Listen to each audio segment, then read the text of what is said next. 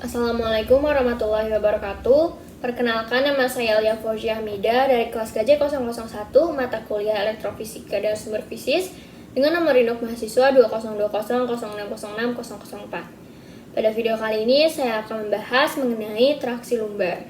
Namun sebelum kita membahas lebih lanjut mengenai traksi lumbar, tentunya kita harus mengetahui dulu apa sih traksi itu. Nah, jadi traksi ini adalah teknik pengaplikasian yang menggunakan tarikan secara longitudinal pada spine dan berhubungan dengan struktur jaringan lunak di vertebra. Tarikan pada vertebra ini dipengaruhi oleh beban tubuh atau gaya gravitasi. Selain itu, traksi, imobilisasi, dan bed rest adalah beberapa dari treatment yang sering digunakan pada pasien yang mengalami spine atau back pain. Yang selanjutnya adalah tipe-tipe dari traksi. Nah, tipe-tipe dari traksi ini ada 5. Yang pertama itu ada continuous. Nah, tipe continuous ini yaitu memakai tekanan tetap atau konstan dengan menggunakan waktu tambahan untuk mengulur jaringan salve atau kondisi mobilisasi. Nah, yang kedua itu adalah tipe sustained traction, yaitu tekanannya tetap atau konstan dengan menggunakan waktu kurang dari 45 menit. Yang ketiga adalah tipe intermittent traction. Nah, tipe ini menggunakan tekanan yang diberikannya secara berselang, yaitu diberi tekanan dan tidak diberi tekanan. Nah, tekanan yang diberikan itu antara 15 sampai 120 detik dan diikuti oleh istirahat atau no tension. Nah, tipe intermittent ini dapat digunakan secara manual maupun menggunakan mesin. Tipe yang keempat adalah manual traksi. Nah, tipe manual traksi ini dapat dilakukan secara sustained atau intermittent oleh fisioterapis. Sedangkan yang kelima atau yang terakhir ini adalah tipe positional traction, yaitu dilakukan oleh pasien sendiri dengan memposisikan tubuhnya untuk terulur sehingga akan mengurangi tekanan pada vertebra. Nah, yang selanjutnya adalah definisi dari traksi lumbal. Nah, jadi traksi lumbal ini adalah penggunaan elektro dan sumber fisis yang menggunakan energi mekanik yang menghasilkan tarikan pada lumbal. Nah, agar efektif, traksi lumbal ini harus mengatasi berat dari ekstremitas bawah atau kira-kira setengah dari total berat badan, panggul, dan ketegangan jaringan lunak yang dihasilkan oleh otot paraspinal dan ligamen. Nah, selanjutnya adalah perubahan fisiologis yang terjadi ketika kita memakai atau menggunakan treatment traksi. Jadi, yang pertama itu adalah mengurangi muscle spasm atau mengurangi kejang otot. Nah, kenapa sih traksi ini dapat mengurangi kejang otot? Jadi, ketika tekanan dari traksi ini diaplikasikan, maka akan terjadi muscle elongation atau pemanjangan pada jaringan lunak atau otot. Nah, pemanjangan jaringan lunak atau otot tersebut akan mengakibatkan adanya posture improvement atau perbaikan pada postur yang pada akhirnya akan mengurangi kejang otot atau mengurangi muscle spasm. Nah, efek fisiologis dari pemakaian traksi ini yang kedua adalah mengurangi inflamasi atau peradangan.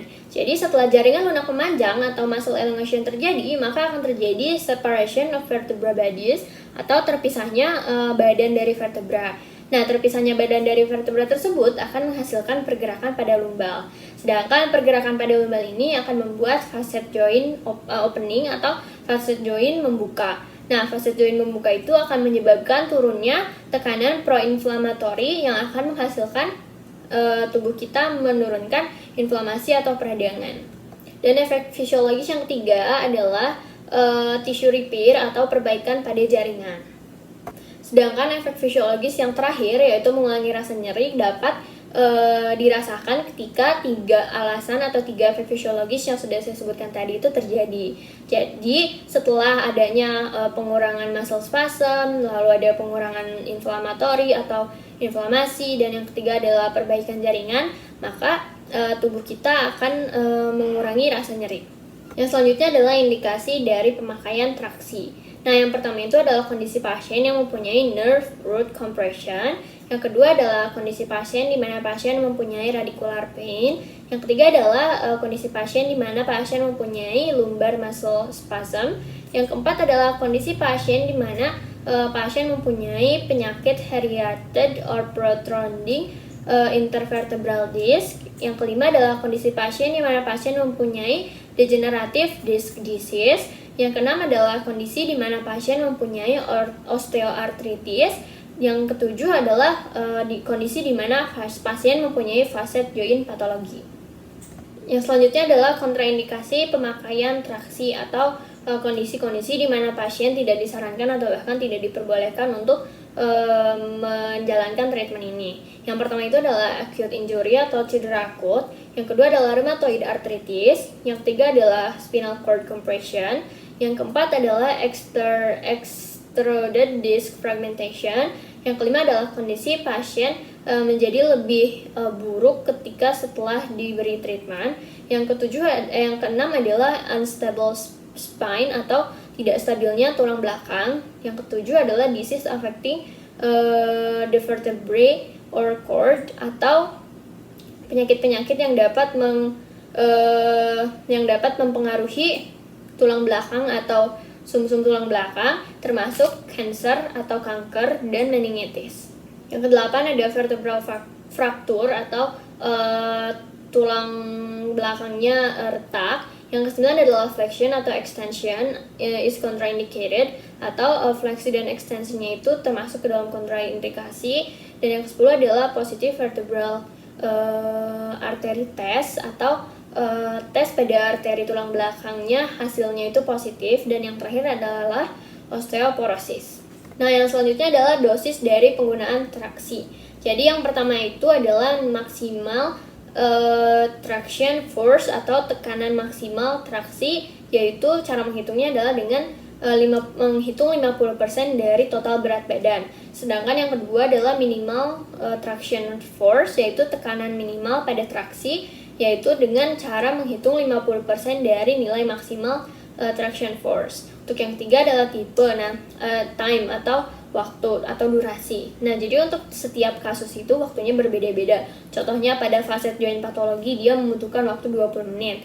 Yang kedua adalah untuk degenerative disc disease, dia membutuhkan waktu 10 menit. Sedangkan yang ketiga dia adalah disc protrusion, dia membutuhkan waktu 8-10 menit.